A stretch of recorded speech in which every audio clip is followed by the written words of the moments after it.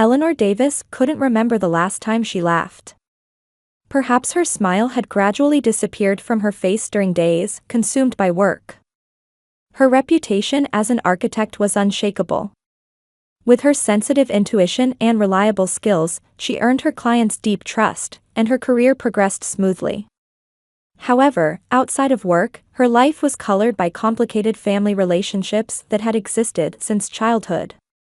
Eleanor's parents were people who always prioritized their own desires. Her mother Margaret wished above all to shine in social circles, while her father Harold devoted his life to gambling and investments, which were nothing more than bets. What they had in common was a lack of financial sense and indifference to how their actions affected those around them. "Eleanor, you always have such a serious face. You should learn to enjoy life more," her mother had repeatedly told her since childhood. Margaret never tried to understand the difference between enjoying life and wasteful spending. If Eleanor worried about household finances, she was dismissed as a boring child, and if she mentioned preparing for the future, she was labeled a worrier. Meanwhile, Eleanor's sister Pamela grew up as the darling of both parents. She inherited Margaret's beauty and Harold's sociability, making her the ideal daughter in their eyes. Pamela was given whatever she wanted, her failures were always forgiven, and her successes were excessively praised. She continued living a luxurious life under her parents' protection. "Pamela is just enjoying life.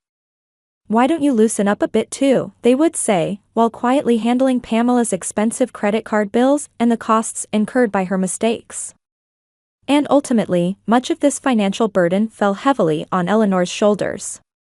The only one in the family who truly understood Eleanor was her grandmother Rosalind. With her gentle smile and sharp insight, Rosalind was concerned about her son and daughter-in-law's financial irresponsibility and the difference in how they treated their granddaughters. "Eleanor, you have a special strength. Someday, it will save you." Rosalind had been saying this since Eleanor was 10 years old. Her grandmother's house was filled with a tranquility absent from her parents' home. The old furniture and antique items weren't just expensive, each had its own story.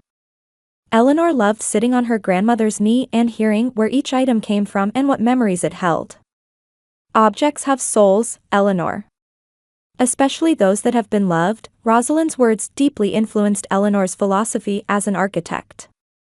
When her grandmother passed away, Eleanor was in college. According to the will, Rosalind's house and many cherished items were entrusted to Eleanor. However, her parents tried to dispose of most of them, calling them outdated. Eleanor desperately protected her grandmother's keepsakes, and the blue sapphire pendant known as the Davis family jewel became her most treasured possession. "Someday, you'll understand the true value of this jewel." Rosalind's final words were deeply etched in Eleanor's heart. After graduating from college, Eleanor joined an architectural firm and eventually became independent. Throughout this time, she tried to cherish her connection with her family. She took on their debts whenever they accumulated more, helped with Pamela's college expenses and loan payments, and even assisted with her parents' medical bills. She never asked for anything in return. She simply wanted to preserve the concept of family, along with her memories of her grandmother. 3 months ago, Eleanor was scheduled for a long business trip to Europe for a major project that could shape her career. Though worried, she asked her parents to look after her house and departed. Over the phone, her parents cheerfully assured her, "Of course, everything will be fine." Eleanor planned to resolve her parents' new debt issues upon her return. Before leaving, she touched her grandmother's pendant against her chest and quietly whispered, "I'll be back." Her work in the distant location went smoothly. However, occasionally she was struck by strange feelings of anxiety, as if her grandmother was trying to tell her something. On the flight home, Eleanor imagined reuniting with her family. She had mixed emotions, but still loved them. And no matter how difficult, she wanted to preserve her family bonds. Dragging her fatigue from the long flight, Eleanor dozed in the back seat of a taxi. Familiar streetscapes flowed past the window. Her 3-month absence seemed to have given a fresh color to her eyes. The large elm trees on Maple Street were beginning to change color, announcing the arrival of autumn. Almost there, said the driver. Eleanor smiled, savoring the joy of coming home. The project had been successful, with excellent feedback from the client. Now she could have some time to rest. She also needed time to seriously discuss her parents' financial situation. When the taxi stopped in front of her house, Eleanor doubted her eyes at first. "Is this the right place?" the driver asked. "Yes." Eleanor answered in shock. There was a large, "For Sale" sign on the lawn in front of her house. Below it was the name of a real estate company, with a "Sold" sticker already attached. This must be some mistake, she murmured to herself. After paying the fare, she stood in front of the house, dragging her heavy suitcase. This was unmistakably her house. The white two-story colonial-style house inherited from her grandmother was the center of Eleanor's life. As she approached the front door, she noticed the lock had been changed. Her key didn't fit. Her heart began to race. Suppressing her panic, Eleanor took out her mobile phone and dialed her mother's number. After 3 rings, Margaret's cheerful voice answered, "Oh, Eleanor. You're finally back. Mom, there's a "For Sale" sign in front of the house. What's going on?" Eleanor tried to remain calm. "Oh, yes." Margaret's voice bubbled with excitement. "We sold the house. Got a good price for it. Sorry, you'll have to find a new place to live." Eleanor couldn't believe her ears. "What are you talking about? The house is in my name. There's no way you could sell it." "Oh, your father took care of all the paperwork. There were some legal documents or something. Anyway, it's already sold. The new owners are moving in next weekend." Alarms rang in Eleanor's head. With a trembling voice, she asked, "What happened to my belongings?" "Oh, that," Margaret sighed. "We threw everything away. Your old-fashioned things were just in the way. Those clothes you hadn't worn in years, that mountain of old books, and that box of keepsakes from your grandmother, we got rid of it all." Eleanor's chest tightened. She remembered the wooden box containing mementos from her grandmother, family photos, and most importantly, her grandmother's will. What about grandmother's pendant? Eleanor's voice trembled. "Oh, that outdated thing with the blue stone?" "Of course," Pamela said, "who would ever wear something like that?" From the other end of the phone, Eleanor could hear Pamela's voice. "Eleanor? You're back. We had a wonderful party while you were away. Everyone had a great time." Eleanor sank down on the front steps. It felt as if her entire life had crumbled away in those 3 months. Thinking about the pendant her grandmother had clutched in her final moments, the one called the Davis family jewel, made her chest constrict. Why? She couldn't continue. "You're not angry, are you?" Margaret's voice mixed with slight anxiety. "You always give us money anyway. We thought you'd buy us a new house. Besides, we were able to pay off Pamela's debts with the proceeds from this house sale." The memory of the last day with her grandmother flashed in Eleanor's mind. On her deathbed, Rosalind had gripped her hand, trying to tell her something. "Protect the Davis house, the truth is." Her grandmother's words had trailed off unfinished. "What debts?" Eleanor asked. "Oh, Pamela lost a bit on some investments, and your father's medical bills piled up." Eleanor took a deep breath. She heard something break decisively within her. It was the sound of the family bond she had cherished for so many years. "I understand," her voice was strangely calm. "But don't regret this." "What do you mean?" Margaret laughed. "I didn't think you'd be so angry. You usually forgive everything." Eleanor hung up without another word. The autumn wind caressed her cheeks. She stood in front of the house for a long time. This house that had been protected through 3 generations. This place that her grandmother had cherished until the end. Tears welled in Eleanor's eyes but quickly dried. "I couldn't protect what needed protecting. As she whispered this, her phone vibrated in her pocket. It was a message from Deborah, one of Eleanor's few friends, and also a capable lawyer. "How was Europe? Let me know when you're back." Eleanor stared at the message. Then, slowly, she stood up. "This isn't the end," she said quietly, but with firm determination. This was just the beginning. Deborah Schwartz's law office was on the 5th floor of an old stone building in the center of town. When Eleanor appeared at the reception, the secretary, Janet, stood up with a surprised look. "Eleanor? When did you get back?" "Yesterday," Eleanor displayed a tired smile. "Is Deborah available? I have an urgent matter to discuss." Janet must have sensed something in her expression because she immediately picked up the intercom. A few minutes later, Eleanor was shown into Deborah's office. "It's been 3 months."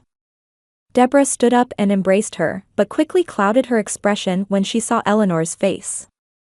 "What happened?" Eleanor sat down and told her everything that had happened yesterday. Deborah listened silently, occasionally taking notes, sometimes frowning. "So, your parents sold your house without permission and disposed of all your belongings," Deborah summarized the facts. "But the house was in your name, wasn't it?" "It was left to me in my grandmother's will," Eleanor nodded. "But my mother said your father took care of all the paperwork. Apparently there were some legal documents." Deborah thought deeply. "Transferring property ownership requires formal procedures. It should be impossible without your signature." She began typing on her computer keyboard. "Let's check the property records." A few minutes later, her expression changed. "Eleanor, according to the property records, ownership was transferred from you to your parents 5 years ago." "What?" Eleanor raised her voice. "That's impossible. I never signed anything." "Here's the record." Deborah turned the screen to show her. "There's a signature too." Eleanor stared at the screen. There was indeed a signature, but it clearly wasn't hers. "This is a forgery," she said in a trembling voice. Deborah nodded quietly. "That's highly likely. Do you have a copy of your grandmother's will?" Eleanor made a bitter face. "I kept it in the wooden box. But my parents said they threw everything away." "It might still be found," Deborah said calmly. "First, we need to prove the fraudulent transfer of ownership. We need strong evidence on our side." "But how?" Eleanor looked perplexed. "Let's contact the lawyer who handled your grandmother's will. They should have a copy." Deborah picked up the phone. "And we also need to track down what happened to your property." From that day, Eleanor's legal battle began. With Deborah's help, she tracked down the law firm that had handled her grandmother Rosalind's will. However, they hit another wall there. "I'm sorry, but some of our files were lost in a fire 5 years ago," the elderly lawyer Morris said. Mrs. Davis's will was among them. Deborah and Eleanor exchanged glances.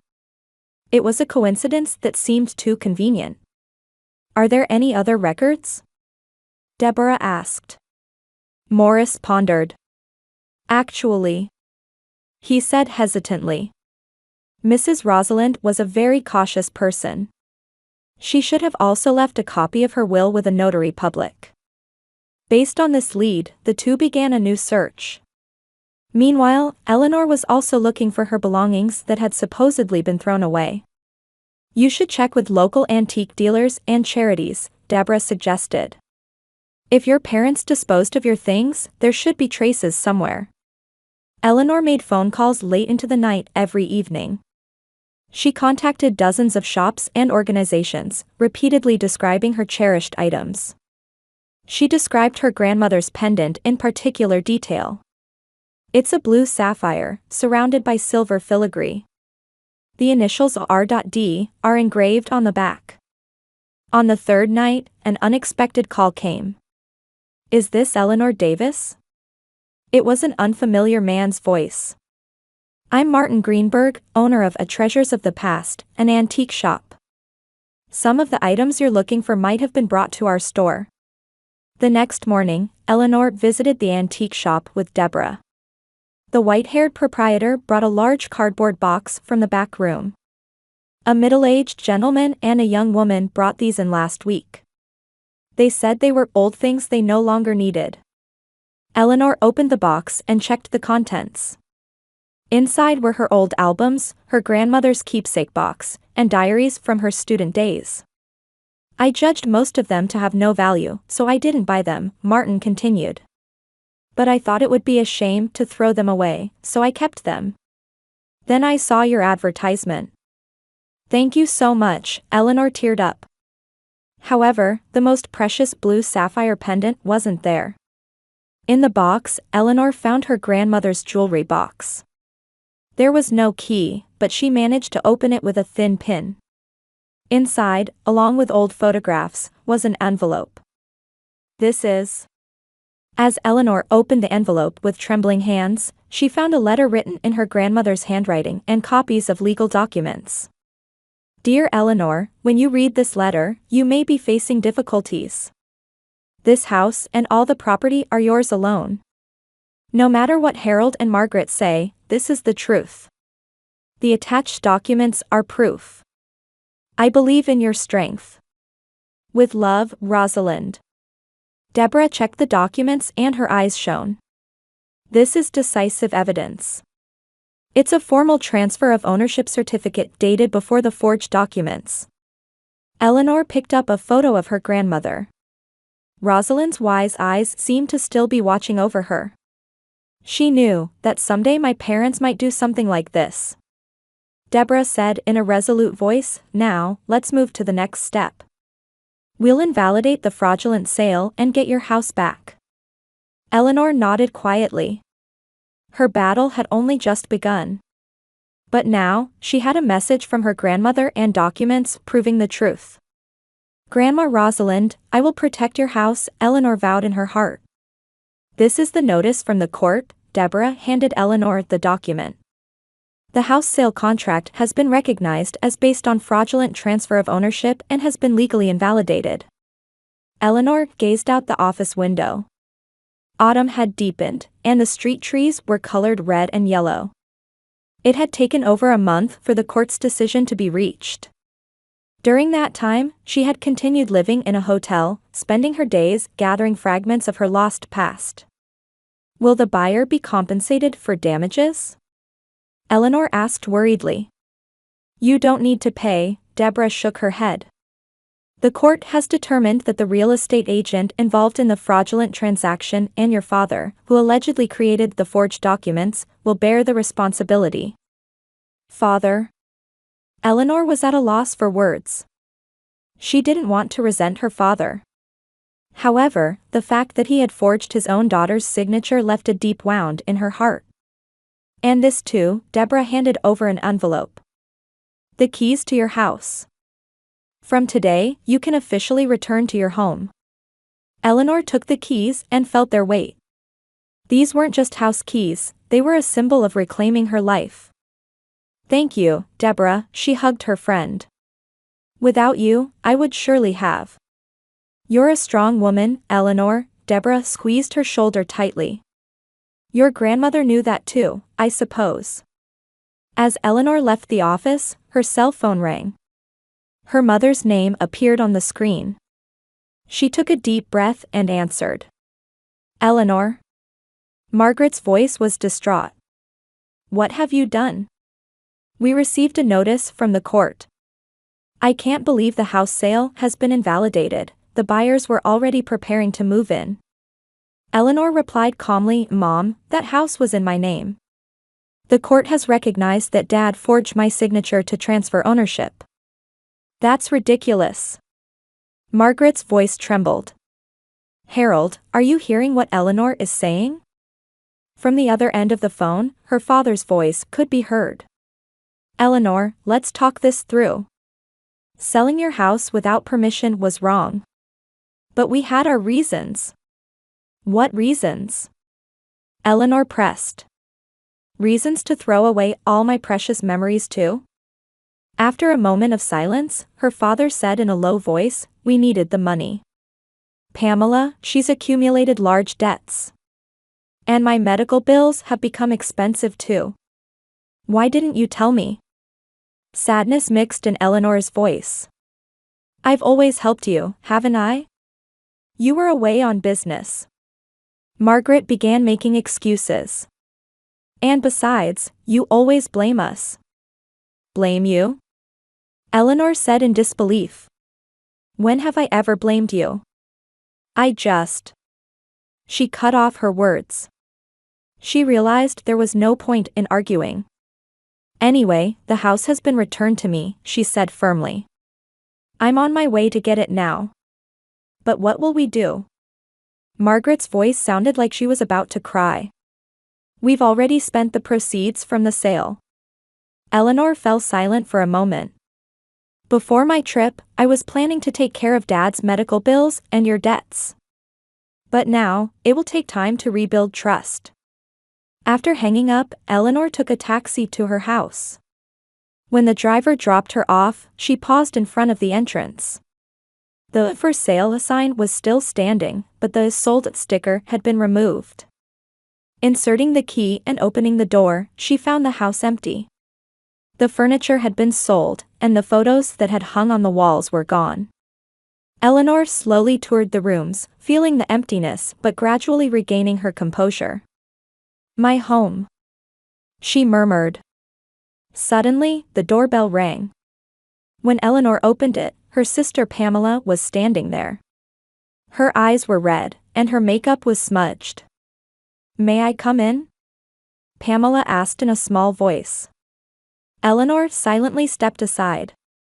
Pamela entered the living room and looked around at the empty room. I'm sorry, she said suddenly. For throwing away your things, for what I said on the phone, for everything. Eleanor said nothing. Our parents were really in trouble, Pamela continued. I lost a lot of money at the casino, and Dad's heart surgery was expensive. She began to cry. But that's no excuse, is it? Eleanor finally spoke. What happened to grandmother's pendant? Pamela lowered her eyes. I sold it, to a high-end jewelry store. Pain shot through Eleanor's chest. The most precious keepsake from Grandma Rosalind, the pendant called the Davis family jewel. Her grandmother's last words echoed in her ears again. What's the name of the jewelry store? Eleanor quietly asked.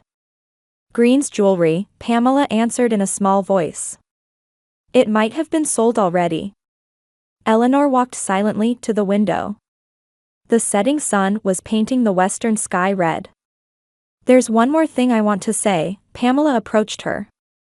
Our parents said they might sue you over this. But I'll stop them. Eleanor turned around. Why? You've done more than enough for us, tears glistened in Pamela's eyes. I should have realized it sooner. That night, Eleanor slept on a mattress laid on the floor. In the empty house, she felt a strange peace. From tomorrow, she would buy new furniture and gradually reclaim her home. The next morning, she visited Green's Jewelry. After hearing her story, the proprietor Joseph Green shook his head in dismay. That pendant was sold to a collector last week. It fetched a high price because it was such a rare sapphire. Eleanor's hopes were dashed. However, Joseph continued. But let me talk to the buyer. If I explain the circumstances. 3 days later, Joseph contacted her. The collector had understood the situation and agreed to return the pendant. The only condition was full refund of the purchase price. Eleanor agreed without hesitation. On the day she received the pendant, Eleanor stood before her grandmother's photograph and held the blue sapphire to her chest. Grandma Rosalind, I was able to protect your house, tears rolled down her cheeks. They weren't tears of sadness, but of release. Through this experience, Eleanor had re-examined the true meaning of family. Blood ties are important, but they aren't the only bonds. Trust, respect, and caring for each other, without these, the word family becomes empty. Eleanor put on the pendant and basked in the morning sunlight streaming through the window. She was ready to quietly step forward into the new life that was beginning. It might be a journey with pain, but she was no longer alone. A year later in spring, the white colonial house on Maple Street had been transformed beyond recognition. Eleanor had used her skills as an architect to renovate her grandmother's house, using the first floor as her own architectural office.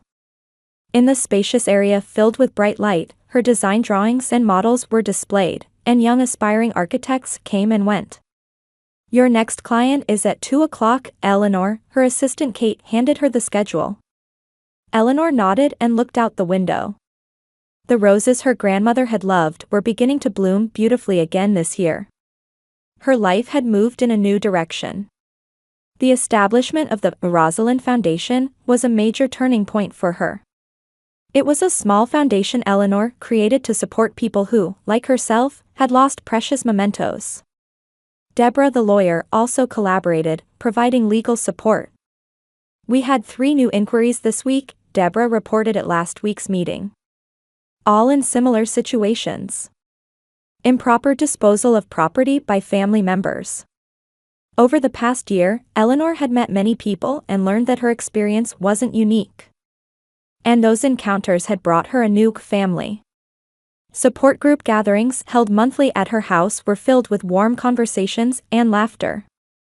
The situation with her parents and sister had changed dramatically.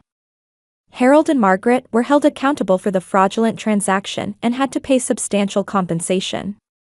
Their luxurious lifestyle ended, and they were forced to move to a small apartment on the outskirts of town. Pamela divorced and moved in with her parents. Her celebrity wannabe friends all drifted away when her financial situation changed. 3 months ago, Margaret called.